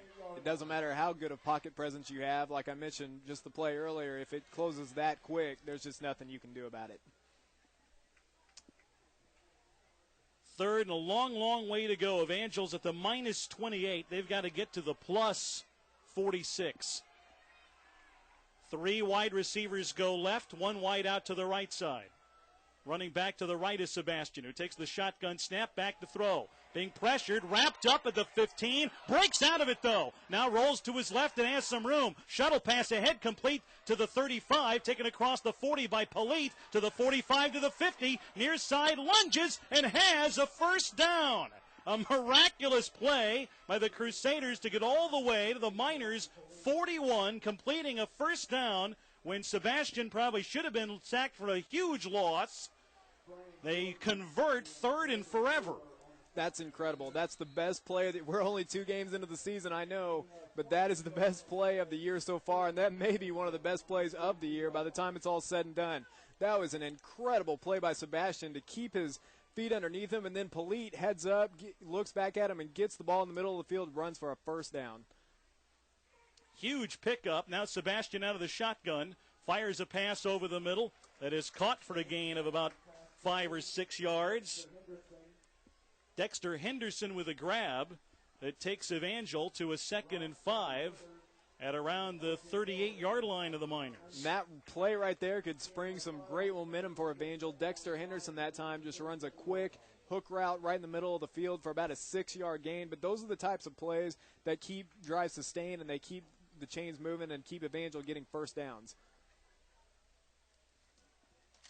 2nd down, 5 to go from the 38-yard line of the Miners. Sebastian out of the shotgun again. Hand off right side with room for Polite. Breaks a tackle to the 35. A good tough run. Maybe shy of the 1st down as it goes at around the 34 or 33-yard line. We'll see where they mark him down. This is going to depend on the spot. Thought they indicated 1st down for a moment. They did not. It's going to be 3rd and short. Ryan Polite just looks like a new back this second half. That time, very hard run. In fact, he lost his helmet at the end of the play. Yeah, he was met maybe for a pickup of about 1 and just fought his way almost for a 1st down, 3rd and short. 7:45 to go, 3rd period, 34-7. Miners leading Evangel, but the Crusaders showing some life here in this 3rd period. 3rd down and 1. Sebastian under center. Hand off, Polite trying to get to the outside, bounces off a tackler, then swarmed. They were on that quick. and take him down. The guy that met him first was Robbie Woodard, coming from a defensive backer coming out of the secondary. Strung the play out, and then 3 or 4 defensive players able to take Polite down for a loss of about 6 or 7. Interesting call there, a 3rd and 3 or 4, and Evangel lines up with 2 tight ends in a very tight set, and really no threat of a pass. They had Edward Sands out, split the only wide receiver split wide, but they didn't play action or any sort of deception, just ran it, and Missouri Science and Technology was all over it. 4th and 7, Geis to punt, and it bounces right at the goal line and into the end zone for the touchback. And that's where the Miners will have it at their own 20 after the punt goes into the end zone. Well, you kind of thought it was going to be maybe something up the middle or a power run, but instead Polite kind of went to the outside, and waiting there for him on the outside was the defensive back and Woodard. And that just threw the whole thing off. I thought they had a huge mismatch with Sands out there. I mean, there literally wasn't anybody. He was one-on-one coverage, and he was literally on an island with Sands, and I thought they may play action fake and go to him, but they just ran the ball right out to the outside. Out of the shotgun, they're going to hand the ball off near side. A lot of running room for Shields, who gets across the 30 and is wrapped up and dragged down from behind at around the 32 or 33. Just a lot of room opened up on a sweep to the near side. And Shields up above 100 yards for the night. Picks up 14 in that play. He is so quick. I expect a huge diet of David Shields here in the second half for Missouri Science and Technology. Gretsch among those on the stop. That was a gain of 13. He has 117 yards on the night on 19 carries, does Shields. Back to throw. And a pass is complete to the – no, it's incomplete. A sliding attempt made, but incomplete from Schluter, and it's going to be 2nd down and 10. I believe he had it for a moment, and then when he hit the ground, the ball came loose. Schluter 13 for 22 tonight. Has been efficient through the air after stymied on the first drive of the game. They've been excellent from there. Isn't it a shuttle pass? The ball, I thought, dropped, and it is incomplete. That looks like a running play, but the ball goes forward on a pitch, so if it's dropped, it's an incomplete pass. That's the same play they've ran. That's the 4th time tonight to Zach Howard, where he goes in motion in the slot position, and right before he gets to the quarterback, they snap the ball, and Zach Howard is the first man to get it right on the line of scrimmage. Not crying he dropped that. He has 4 catches for 93 yards today. That's been a big play for them tonight. 3rd down and 10 for the Miners at the at their own 33-yard line. 6:18 to play in the 3rd. Long count by Schluter. 4 wideouts, 2 to either side. Out of the shotgun, he fires a pass over the middle, incomplete. No one really there as that goes incomplete, and it's a 4th down and 10 coming up for Missouri S&T, and Brian Mueller comes out to punt. One of the better defensive sequences that we've seen all night from Evangel, and that's one of the better defensive plays we've seen as a team from Evangel. They had Andrew Matrone and Nathan Thomas coming in on a blitz. The secondary on a play like that can easily be exposed for a big play, but everybody held their own. Yeah. And it was great coverage in the secondary. Mueller under pressure gets a punt away that was nearly blocked, and it goes out of bounds. It actually stays inbounds, like a weird sideways hop. Then fielded to the 20 by Joel Stevens, and he's taken down to the 21. Was going to say, they picked up the blitz, though. It was one of those situations where the quarterback had some pressure, but it wasn't like he had anybody in his face, really. Didn't have a lot of time, but there really wasn't anybody open either. And that ball went just kind of into no man's land over the middle and harmlessly to the turf. So not one of those plays where, it was just kind of a good defensive stand by Evangel. Yeah, sometimes blitzes are effective even whenever you don't get a sack because it just causes the offense to hurry. And when they get hurried, they get flustered and they do things they don't want to do. And that's what it looked like happened. It looked like the quarterback just threw it before he wanted to, and so it just went into no man's land and hit the turf. 1st and 10 Crusaders. Ball marked at their own 22-yard line. Sebastian under center gets a pitch on a sweep left to Polite. Polite to the outside.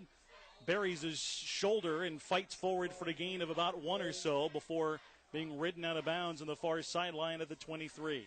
Because the Miners are so fast, those plays are tough for Evangel to execute because it's a toss sweep to the sideline, and you know, that's just kind of playing into the Miners' hands because they're able to string that out and they're just able to run Polite, just sort of escort them right out into the sideline.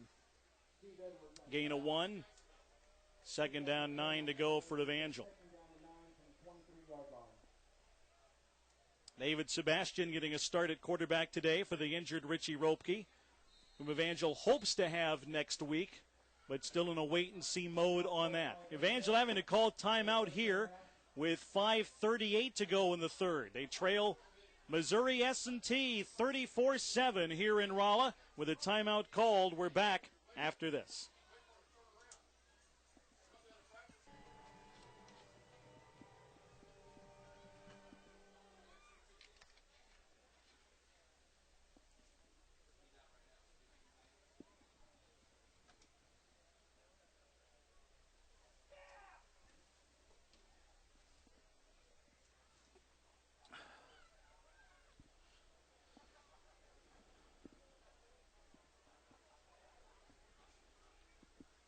Back in Rolla, Evangel calling a timeout. They trail Missouri S&T 34-7.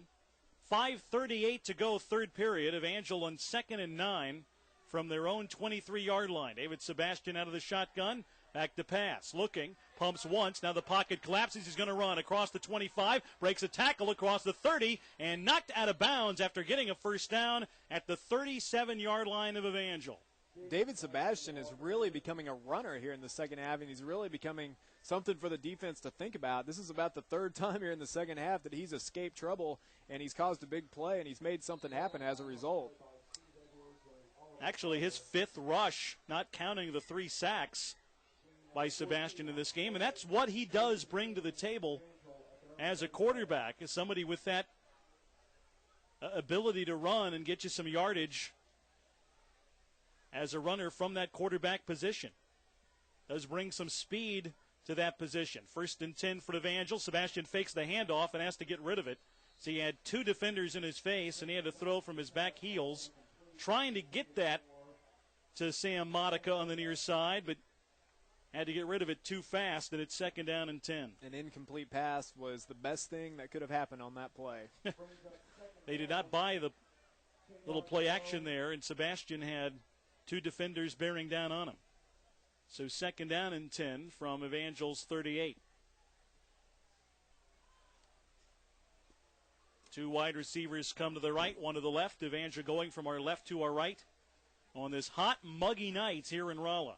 No rain yet under overcast skies. Sebastian steps up in the pocket, rolls to his right, dumps it off, and it's off the hands of Henderson, incomplete. Almost got it there as Sebastian scrambled around in the pocket to keep that play alive. Said Henderson, that might have been Troutman, or it was Henderson right around the 40. He had one hand on it, but couldn't haul it in. 3rd and 10 coming up. Yeah, just throwing a little bit behind him. But once again, we see David Sebastian making things happen with his feet, and he's getting out of trouble with his feet, and then he's finding a way to use his arm to finish off the play. Couldn't quite get that one, so 3rd down and 10. 3 wideouts come to the right, 1 wideout to the left. 3rd down and 10 from the 38-yard line of Evangel. Sebastian back to throw, dumps it off on a screen to Polite across the 40, across the 45, hit and fumbled. It's loose at the 43-yard line. Rolla thinks the Miners think they have it. They do. It was going to be a gain of about 5. But instead, Miners ball and Evangel turf at the 43-yard line. Yeah, they would have come up short, but Polite took a shot there, and he was a little bit careless with the football, and it ended up fumbling it here on the 45-yard or the 43-yard line of Evangel's. And Evangel may have had a chance to be able to sustain a drive once again, but turnovers will kill you, and I believe that's Evangel's first turnover of the game. It is first for either team. That was one positive going for Evangel in this game, and now the Miners have it in Evangel turf at the 43. Handoff and a draw play to Shields, who buries his way right at the line of scrimmage and gets about 2 yards up the middle. And once again, Evangel not allowing that play to get much after that had been opened up throughout the first half. Now those are tougher yards to come by for the Miners. Yeah, that's one thing they're doing. In fact, defensively, Evangel looks pretty good here in the second half. They've really clamped down on that running game, and they're bringing more pressure, and they're really staying at home better on their assignments, and that's due to a lot to their second half adjustments. 2nd down and 9. Got about a half a yard in that play. Schluter, a throw complete to the 35-yard line of Evangel, shy of the first down by about a yard, as Grieving is wrestled out of bounds on the near sideline by Gretchen Hedrick. See, even on a play like that in the first half, that play may have, he may have broken the tackle and sprung that for a big gain, but Evangel just staying home and, they're just doing their assignments, and that time they let him catch the ball, but immediately when he caught it, they wrapped him up for the tackle, and now they're going to force him into a 3rd down and short. 3rd and 1 to go from the Evangel 34. Give the handoff, huge hole for Miller across the 25, across the 20, wrestled down at about the 17. A quick hitting handoff right up the middle, and Jerome Miller sprung it for a 1st down and big yardage. Quick hitting is exactly right. It didn't even look like everybody on the field on either side was set before the snap of that play, and they snapped it, and right when they did, they just gave Jerome Miller the ball right up the middle, and that vaunted play that's been killing Evangel all night, that run right up the middle sprung for a big gain. From the 17-yard line of the Crusaders, Schluter looked like he wanted to snap, then looks back at his sideline for the change of play. 1st and 10 for Missouri S&T, and Evangel's 17-yard line. Hand off again, Miller right side, breaks the tackle at the 15, but then wrapped up again and taken down there for a pickup of 2. Exact same play. Evangel was ready for it that time, though. Kind of bounced off a little to the right side, and a second effort had him free after he was wrapped up once, but Evangel closed and finished that play well. 2nd and 8. Yeah, both of these runners, Jerome Miller that time and the starting tailback, David Shields, they really have the same style of running. They're both tough runners, and they're both very quick and able to cut on a dime. Miller, a big guy to watch for them. He's only a sophomore. A play-action fake. Schluter rolling right, dumps the pass off, and it's incomplete. Bobbled and then dropped by Brian Kreider, and it's going to be 3rd down and 8 coming up for the Miners. Nearly intercepted by Evangel on the bobble. Yeah, it bounced off his hands and then almost picked up right above the grass by a Crusader, but 3rd and 8 coming up. Late third period, 2:30 remaining in this third. It's 34-7. Miners lead the Crusaders from the 15-yard line of Evangel. Jason Schluter looking back to his sideline. It's right below us on the near side. Now looking for the snap. Got it, but called timeout first. Now a flag comes in, so we'll wait and see. They hit the timeout before the ball was snapped, or is there a penalty first? Delay a game. So they didn't get that play off. That's what he was looking to call a timeout for. I bet they wave off the timeout call. They don't want it now. So now 3rd down and about 14 to go. Make it 3rd and 13 from the 20-yard line of the Crusaders. This will be a good stop here for Evangel. Schluter out of the shotgun. Back to throw as 3 wide receivers to the right side. Throws to one of them, and he's met hard at the 16-yard line. A pickup of only about 4. It's going to be 4th down. And around 8 to go. That was a complete to Beard. He got stuck as soon as he grabbed it. Yeah, that was great coverage and a great tackle there on the play by Evangel.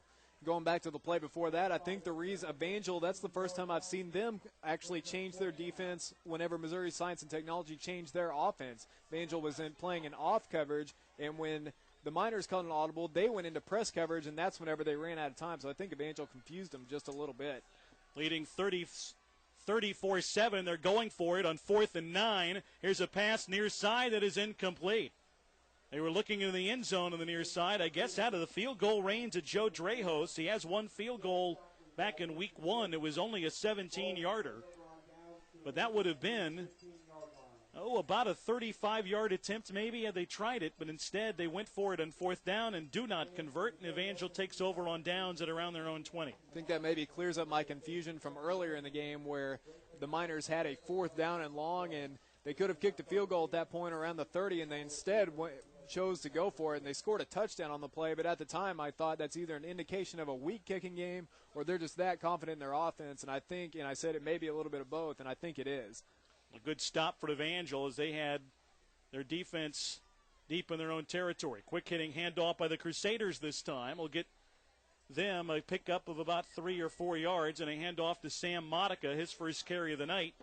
and he gets 5 yards on it. He was kind of stumbling for all 5 of it, but got positive yards, and it's going to be 2nd and 5. That's usually what happens when the fullback gets it. It's usually a stumbling and a rumbling and some kind of ing for around 5 yards whenever the fullback gets it right up the middle. Monica, sophomore from DeLand, Florida. He's one of those guys that when you see him carry, it's positive yardage all the time. One of those that's kind of deceptive in just how far he gets upfield in those carries. Here's a pitch to the near side by Evangel. It's Theismann Richard. He is taken down for a loss at around the 20. That'll go back about a yard or two and set up 3rd and 6. Trying to use Theismann Richard's speed out there, getting him a quick toss, get him out in the open field. But, again, the Miners' speed on defense is just incredible as well. So those plays are not working very well for Evangel. At a loss of a yard, 3rd and 6 coming.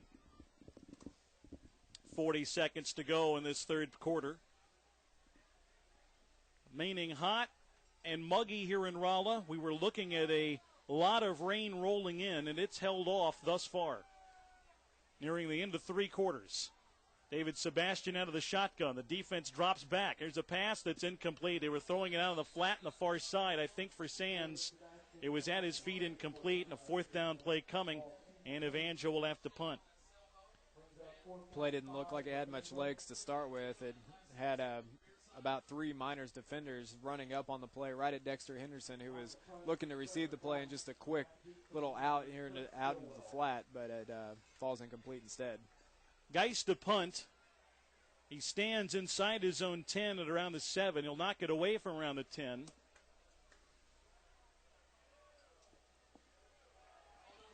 Under pressure, that ball blocked, and it's loose at around the 9. And it's smothered right there, and the Miners are going to take over inside Evangel's 10-yard line. Well, it was a clean snap, and everybody had their blocking assignments, but guys sort of bobbled the ball and put it on the ground for a second, and that was just enough time for the Miners' special teams punt return unit to get in there and block the kick. Again, we talk about going up a level to play to take on an NCAA Division II team. We see a difference in special teams. Maybe against certain opponents in conference play, you get a chance to get a punt off when you make a little miscue, but you give a team at a higher level an extra second, something like that's going to happen. Evangel also had too many men in the field. They're going to call timeout to avoid a penalty, and with 12 seconds to go, 3rd quarter, we'll take a timeout as well. 34-7, Missouri S&T leading the Crusaders with a timeout. We're back after this. Late 3rd quarter, very late 3rd quarter. This will probably be the last play of it. For Evangel, it's tough road to get back in this game, but Lance, you'd love a stop right here. This would be, if you can find a way in the sequence to keep points, more points from getting on the board, that's going to be a plus that Evangel could take away tonight. Schluter out of the shotgun snap, has it. Handoff, Shields looking left side, met at the 9, or make it the 10, and Ryan Chafin able to sling him back at around the 13. Joshua Bowles just manhandled one of the offensive linemen for the Miners. He just blew right off the line and broke that play up before it even had a chance to start. Loss of a couple of yards, and that's the final play of this 3rd period. Evangel getting a score in this 3rd, but they trail 34-7 here in Rolla to the Miners. We start the 4th quarter when we return after this.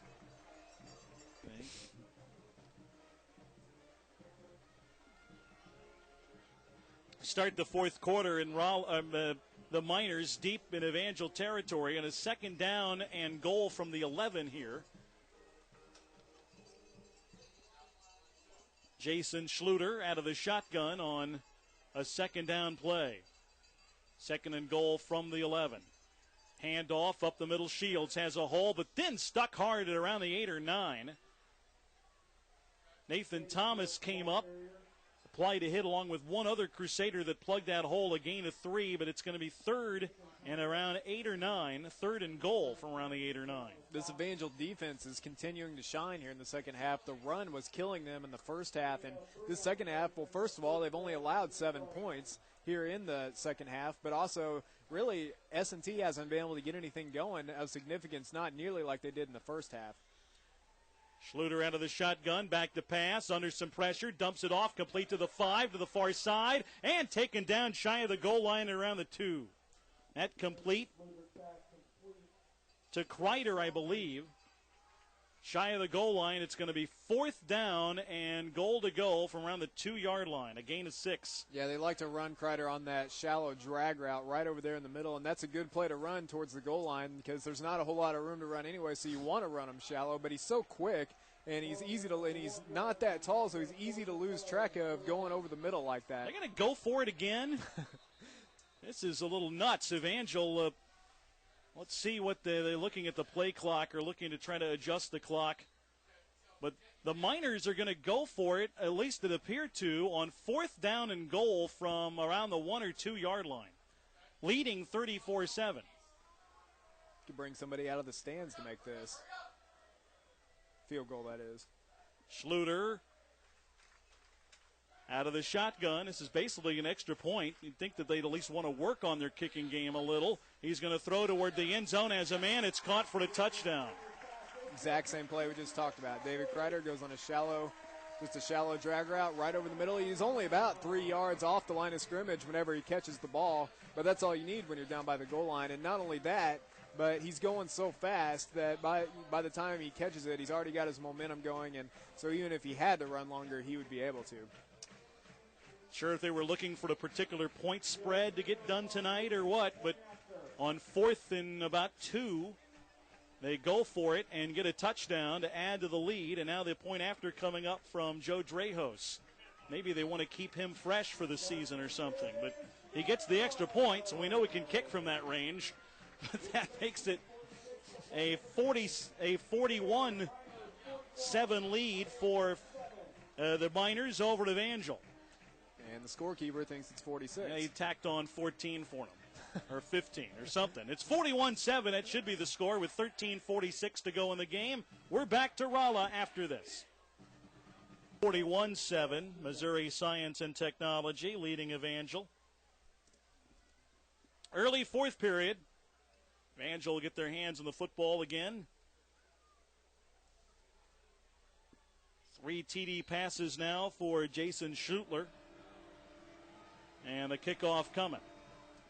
Another high short kick that Evangel sees bounce to the 25 and goes nowhere. Nathan Thomas has to dive on it to prevent a Miner from recovering at around the 28 or 29 yard line. That was a dangerous kick there. It looked like the upman for Evangel didn't know that it was popped up so high and it landed right behind him, and Nathan Thomas was coming up just trying to fall on the ball before Missouri Science and Technology was able to jump on it.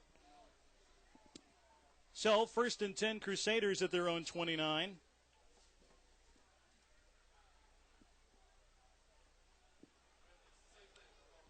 Sebastian having a much better second half. In fact, he has 8 rushes tonight for 39 yards. He's 7 of 18 passing, most of that coming in the second half for 143 yards and a touchdown. 1st and 10, he's back to pass, pumps once, fires, and it's ball caught at the 46 by Troutman, and he's taken down for the 1st down, getting to around his own 47. I said Troutman, I believe that might have been and was Dexter Henderson. Another catch for him tonight, and a 1st down for Evangel and a nice pickup. Actually, that was Steve Truelove. I'm sorry. And Steve Truelove, I believe, is back this game. Did not play last week. And speaking of Sebastian making good throws, that was a great throw by Sebastian and great pocket awareness. In fact, that's the best I've seen him look going back to last week. The gain of 18. Handoff up the middle. That gets stuffed. Maybe a loss of a yard or so on a quick handoff up the middle. That was Modica, and it'll be 2nd down and around 10. Modica once again, they just handed off to him on a fullback dive just right up the middle that time. Those plays, sometimes they'll catch the defense off guard because they're thinking so much about the tailback, and you just give it to the fullback real quick, and sometimes you'll get bust one for 5, 6, maybe 10 yards sometimes. But usually the 2nd and 3rd times, those don't work quite as well. 2nd and 10 to go for Evangel. David Sebastian, junior quarterback from Montana, work from the shotgun again. As the snap, back to throw, fires it far side, off the hands of his target, incomplete. Looking about 4 or 5 yards downfield on the far side. incomplete. 3rd and 10 coming up for Evangel. Ball thrown right off Zach Troutman's hands there. Evangel has had these quick little curl routes all night. They've been able to hook up on a couple of them, but for the most part, they've been thrown either over the receiver's head or just a little bit short, and that's largely due to the pressure they're getting up front. That's not all on Sebastian. 3rd and 10. Evangel with the ball at their own 47. Snap back to Sebastian, back to throw. Steps up in the pocket, fires on the run, complete to Henderson, who's stuck hard to the 50. Gain of 3, but he got popped when he hauled it in. 4th down, 7 to go. Amazing he was able to hold on to the ball there. But once again, that's another one of those quick curl routes that they just ran. That time, I'm surprised they ran that. That was probably Sebastian's last read in the read progression through the receivers, and he was probably the only guy open, but it was well short of the 1st down. Trevor Geist to punt on what turned out to be 4th and 6. Knocks it away from his own 40-yard line. A high wobbly kick. Kirk Stillwell sees it bounce behind him at the 5 and into the end zone for the touchback. Miners will bring it out to their own 20. Time for the game summary brought to you by Empire Bank. Empire Bank, where teamwork always pays off. Missouri S&T had a touchdown midway through the first quarter, then added another with 1:10 to go in the first. A couple of short touchdown runs by David Shields in the second quarter had them with a 27-0 lead at the half. Evangel's touchdown came early in the third quarter on a 76-yard touchdown strike from David Sebastian to Edward Sands. Here's Shields on a run up the right side, taken down after picking up about a yard from the 20 to around the 21-yard line. It's been really nice adjustments, Lance, really for the most part in the second half on both sides of the ball for Evangel today. I mean, they've been outscored in the second half thus far, but you've got to like the way they've kind of competed on both offense and defense here in the second half, as they've shown some good things both offensively and defensively. Yeah, great adjustments by the coaching staff at halftime. They've made good reads, and they've made great adjustments defensively as well. A low snap, but they get a pitch away and a sweep to the far side. And the running back taken down after picking up about 5 or 6 yards. I believe that was Miller, and he picks up 3 yards to make it 3rd down and 5. I think Nathan Thomas took about a game's worth of frustration out on the tailback on that play. I mean, he plastered him on the far sideline. Nathan Thomas knows how to hit. I mean, there are guys that tackle well, pursue, that hit hard. He's one of those that just knows how to explode at that last minute. Quarterback throws the ball away after Gretsch had him wrapped up and nearly got a sack.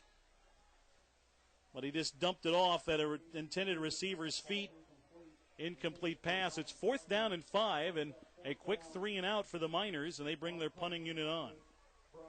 Yeah, it looked like they may have been trying to run a screen there, but it was really an ugly play. It just kind of got, not only did Evangel break it up, but I'm not even sure if everybody for the Miners were on the same page, so it was just an ugly play from the get-go. Timeout called by the Miners before the punt. So they had a personnel situation out there on special teams, and with 10:41 to go in the fourth quarter. Missouri S&T leading 41-7 over Evangel. We'll take a timeout and return after this.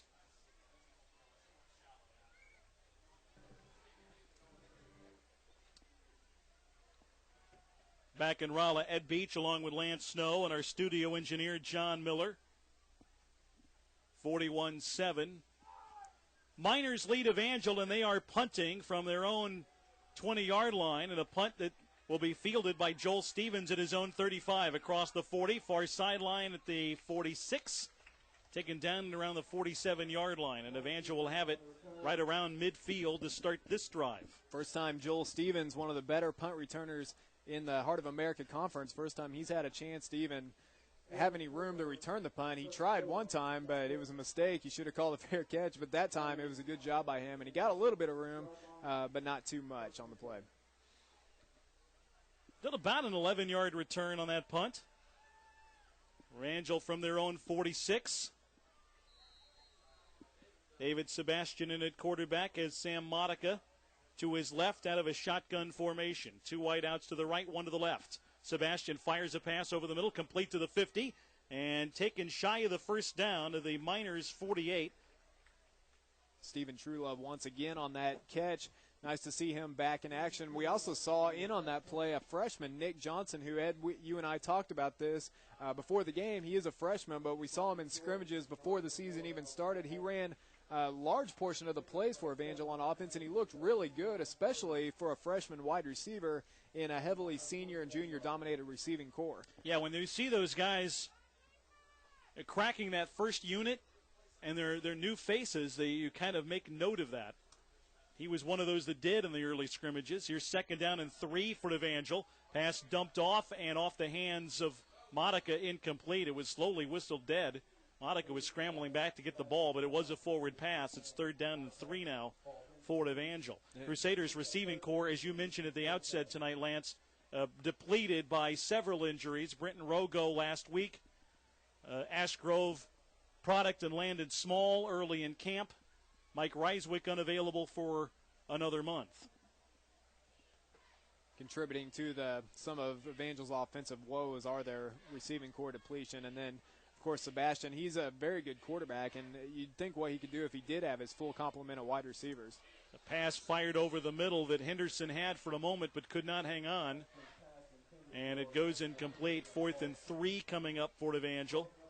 They were looking at Henderson about 10 yards downfield, but could not hang on, and Evangel's punting unit back onto the field. And punting from Miners territory at the 47-yard line. The guys on the way back are going to be down about this loss, and no doubt you're never happy about a loss. But really this second half, there's been a lot good to say about Evangel's football team. Here's the punt. That'll sail behind the receiver into the end zone for another touchback. And the Miners will bring it out to their own 20. Well, you still have 9:29 left in the clock, so you want to finish well. But if you can hold the Miners for this the rest of the way and maybe get another score yourself, you really could come out of here with some positives out of this second half, especially on how the first half went, because for Evangel, not really a lot went well. And in the second, they really have shown some very nice adjustments in this second half. But you don't want to give up a couple of things here late in this game. First unit still out there for the Miners, and a handoff up the middle will go for a couple of yards off the left side.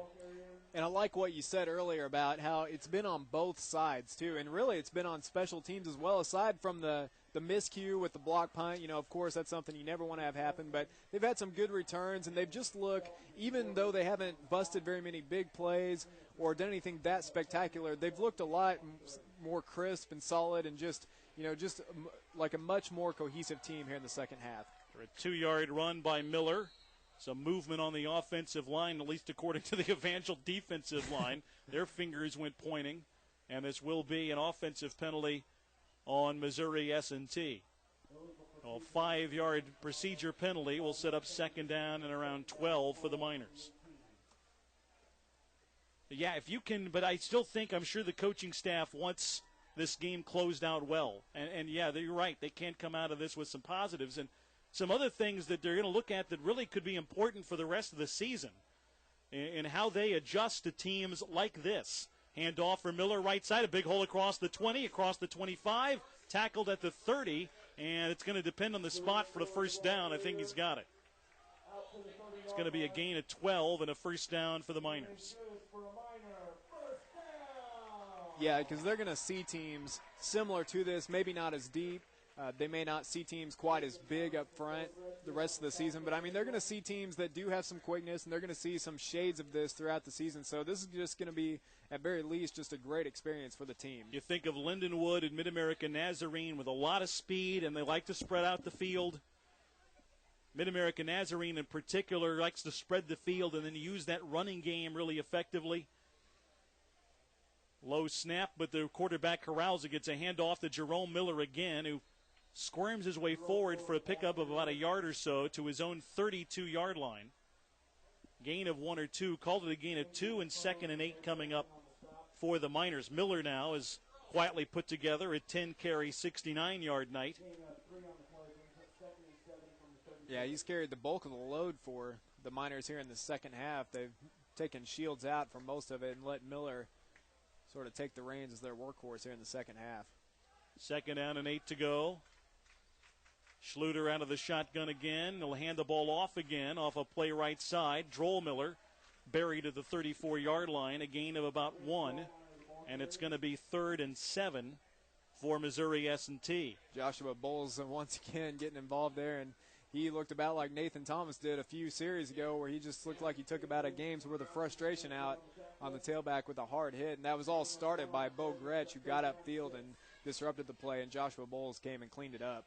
An adjustment for the Miners themselves from week 1. They did not run the ball very effectively in their opening game of the season. They only had 63 rushing yards in their opener, but they've run the ball effectively today. A handoff to Miller, again a big hole left side across the 40 and near midfield, and gets right around the 50-yard line, getting a 1st down carry and a pickup of 16 yards to get them to right at midfield. Just as you were talking about the running game, and they went right back to it, and that time they were able to get a big block, and that was kind of a slow developing play, but it just kept getting strung out, and they kept getting better blocks on the far side, and 15 yards later, they've got another 1st down. Ball spotted right at the 50.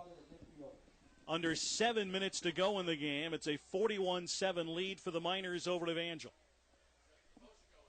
Schluter, starting quarterback, in out of the shotgun again. As the snap, handoff up the middle. That'll get forward for about a yard. As Evangel's Mitch Wilson able to wrap up the ball carrier right about as soon as he got it. But he lunged forward for a pickup of 1, did Jerome Miller. 2nd and 9 coming up for the Miners. Here comes the rain, I think. Umbrellas start popping up. Some folks start to kind of scramble around. I've been wondering when this was going to arrive.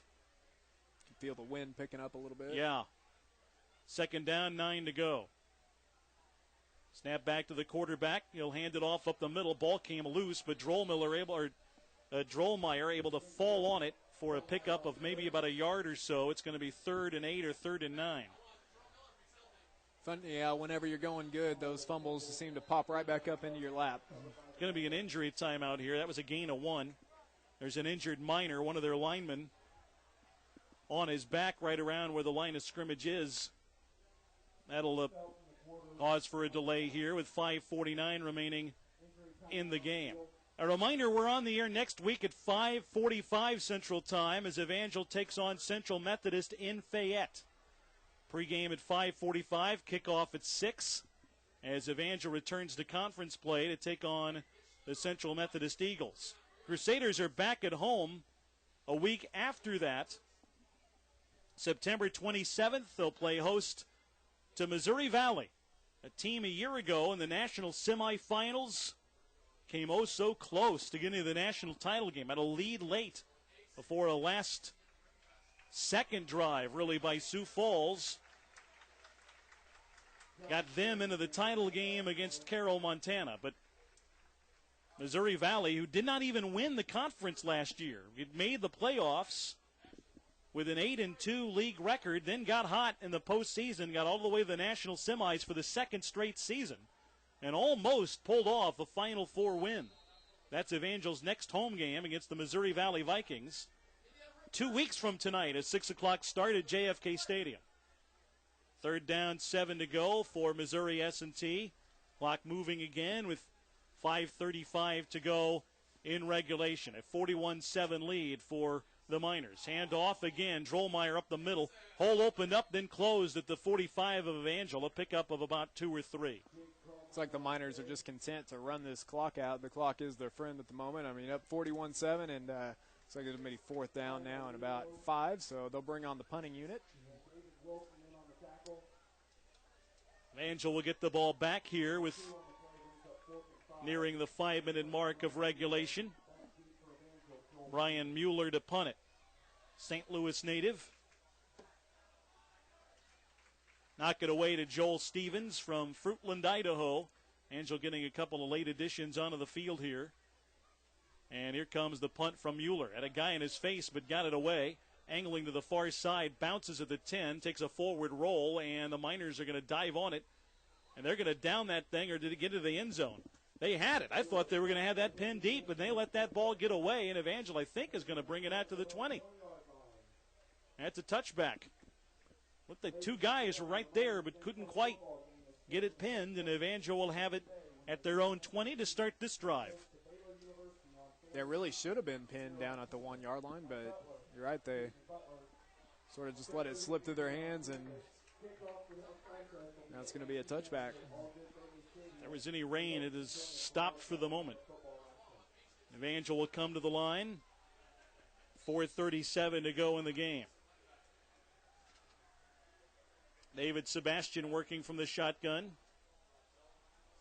Snap back to throw.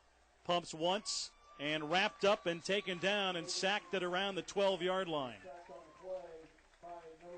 Looked like he was going to let it go and then pulled it back, and then Justin Philby able to wrap him up and take him down. It's going to be a loss of about 7. Yeah, it's fortunate he didn't fumble that. I thought it looked like one of those plays where his arm was going to come forward and he was just about to throw it, but right whenever he did, it looked like he just tucked it away just in time and was able to tuck it away and fall to the ground before he fumbled it.